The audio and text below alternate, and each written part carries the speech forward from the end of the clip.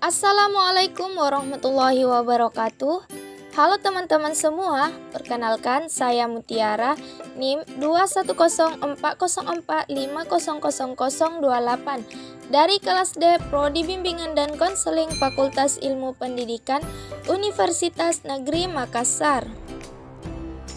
Baik, di sini saya akan menjelaskan mengenai tentang cara berkomunikasi dengan dosen dan cara berkomunikasi dengan teman sebaya. Etika berkomunikasi dengan dosen. Kategori komunikasi dengan dosen dibagi menjadi dua, yaitu lisan dan tulisan. Lisan melalui tatap muka langsung dan telepon. Tulisan melalui email dan jaringan sosial. Hal-hal yang perlu diperhatikan saat komunikasi dengan tatap muka langsung, perhatikan waktu pada hari dan jam kerja, jangan mengganggu saat dosen sedang makan atau ketika ada bimbingan dengan mahasiswa lain. Saat komunikasi dengan tatap muka langsung, gunakan kata ganti saya, jangan menggunakan kata ganti aku, gue, bro, sis, dan sejenisnya. Selalu perkenalkan diri Anda dan status Anda. Contoh, saya Mutiara, mahasiswa bimbingan akademik Ibu pada program studi bimbingan dan konseling. Keperluan, jelaskan keperluan Anda. Saya memerlukan bimbingan Ibu terkait mata kuliah pilihan di semester ini. Salam dan terima kasih. Sampaikan salam dan terima kasih, selalu bersikap sopan ketika keperluan Anda telah terpenuhi. Terima kasih Bu, selamat siang. Hal-hal yang perlu diperhatikan ketika berkomunikasi melalui jaringan sosial yang tertulis. Waktu, pada hari dan jam kerja, tidak pada waktu makan dan beribadah. Sampaikan salam, awali dengan sapaan dan salam. Selamat pagi, selamat siang. Status, selalu perkenalkan diri dan status serta tujuan Anda meliputi nama dan program studi. Bahasa, gunakan bahasa Indonesia yang umum dan mudah dimengerti, baik dan sopan. Gunakan tanda baca yang baik dan format. Terima kasih, selalu bersikap sopan, terlebih apabila setelah keperluan Anda terpenuhi. Hal-hal yang perlu diperhatikan melalui email tertulis. Pertama, subjek dan konten format memuat sapaan perkenalan diri, menyampaikan keperluan penutup dan signatur. Jangan menyampaikan insiden email tanpa disertai subjek dan konten. Jangan memerintah dosen, contohnya, tolong diperiksa Bu, tolong diperiksa Pak. Perhatikan tanda baca yang tepat, hindari menggunakan tanda seru. Kurang etis digunakan dalam komunikasi tertulis. Contoh komunikasi via email dengan attachment file. Salam kepada yang terhormat, selamat pagi, selamat siang, dan sebagainya. Tuliskan maksud, tujuan, dan keperluan. Tuliskan penutup dan salam. Jangan lupa attachment file yang akan disampaikan. Etika bertemu dengan dosen. Masuk ruang dosen dengan izin dan jangan memaksa bertemu saat dosen sedang istirahat atau berdiskusi dengan orang lain.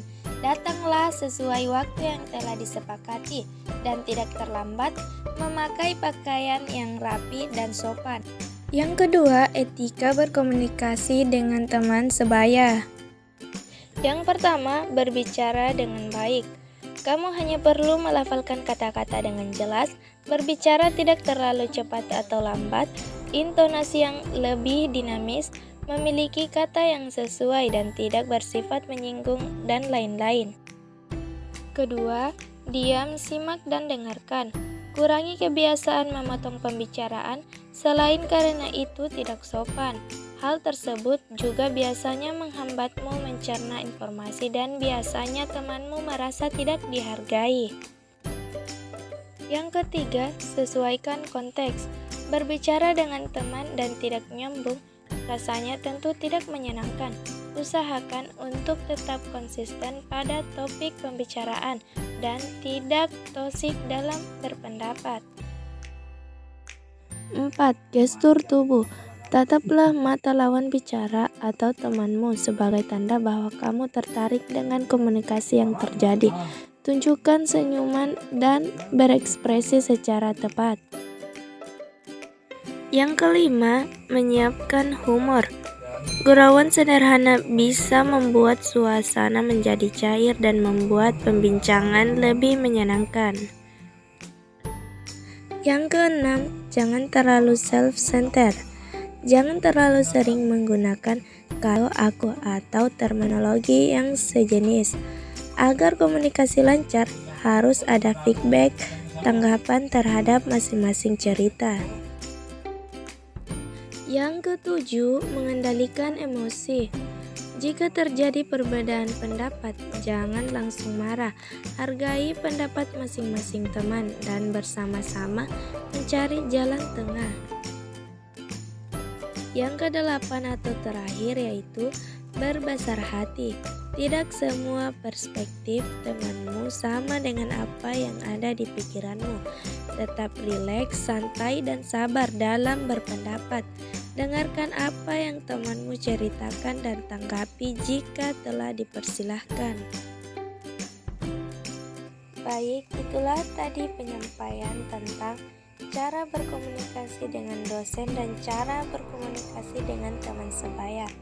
Sekian, terima kasih. Wassalamualaikum warahmatullahi wabarakatuh. Sampai jumpa teman-teman.